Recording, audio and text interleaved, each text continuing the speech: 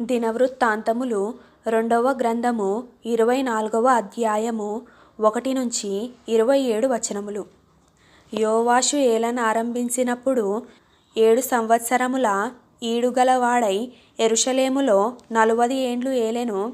అతని తల్లి Beersheba కాపురస్తురాలైన Zibiah. యాజకుడైన యెహోయాదా బ్రతికిన దినములన్నీయు యోవాషు యెహోవా దృష్టికి యథార్థముగా ప్రవర్తించెను. యెహోయాదా అతనికి 2 భార్యలను పెండ్లి చేసెను. అతడు కుమారులను కుమార్తెలను కనెను. అంతటా యెహోవా మందిరమును బాగు చేయవలెనని యోవాషునకు తాత్పర్యము పుట్టెను గనుక అతడు యాజకులను లేవీయులను సమకూర్చి, మీరు యూదా పట్టణములకు పోయి మీ దేవుని మందిరము బాగు చేయుటకై ఇశ్రాయేలీయులందరి యొద్ద నుండి ధనమును ఏటేటా సమకూర్చుచు ఈ కార్యమును మీరు త్వరపెట్టవలెనని వారికాజ్ఞ ఇచ్చెను.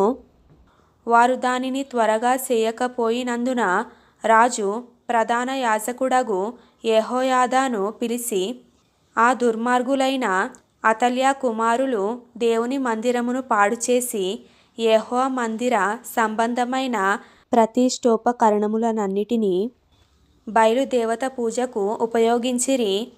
సాక్ష్యపు గుడారమును బాగు చేయుటకై యూదాలో నుండియో యెరూషలేములో నుండియో ఇశ్రాయేలీయుల సమాజము చేత యెహోవా సేవకుడైన మోషే నిర్ణయించిన కానుకను లేవీయులతో నీవెందుకు చెప్పి తెప్పించలేదని అడిగెను.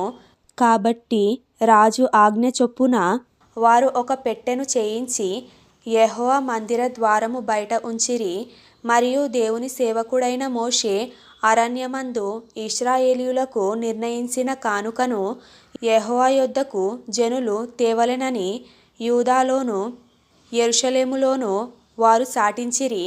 కాగా అధిపతులందరూను జనులందరూను సంతోషముగా కానుకలను తీసుకొని వచ్చి చాలినంత మట్టుకు పెట్టెలో వేసిరి.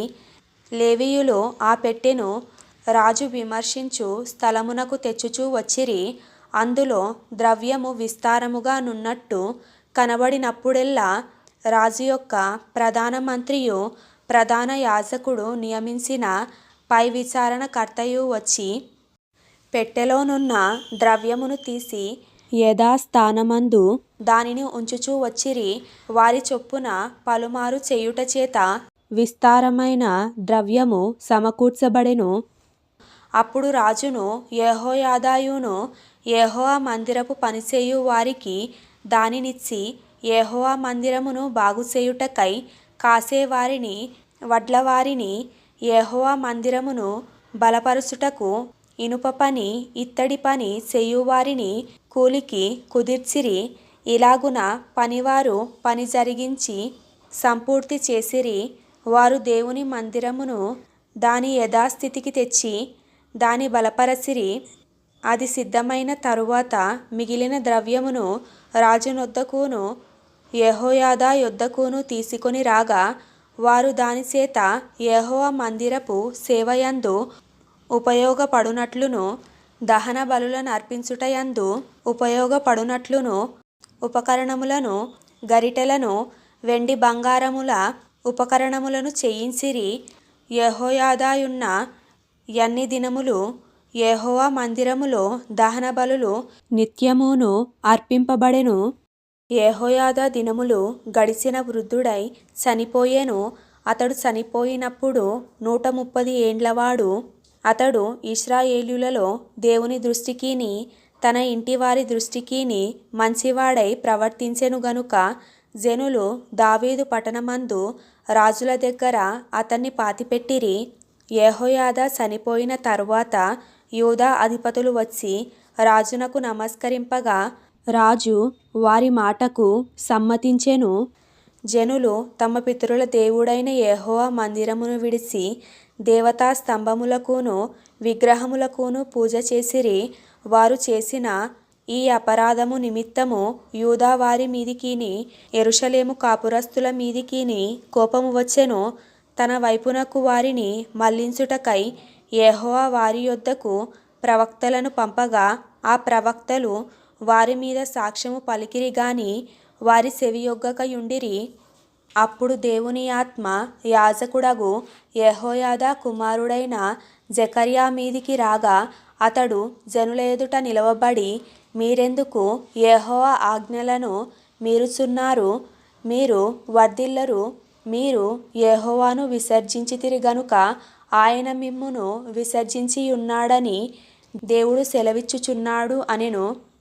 అందుకు వారతని మీద కుట్ర చేసి రాజు మాటను బట్టి యెహోవా మందిరపు ఆవరణము లోపల రాళ్ళు రువ్వి అతన్ని చావగొట్టిరి.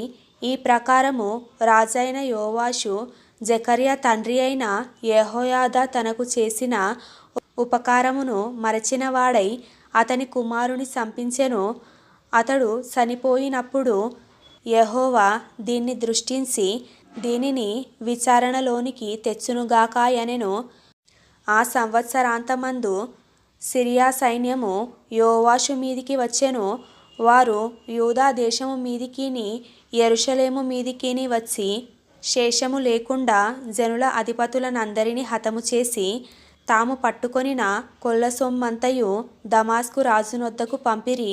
సిరియనులు చిన్న దండుతో వచ్చినను యూదావారు తమ పితరుల దేవుడైన యెహోవాను విసర్జించినందుకై యెహోవా వారి చేతికి అతి విస్తారమైన ఆ సైన్యమును అప్పగింపగా యోవాషుకు శిక్ష కలిగెను.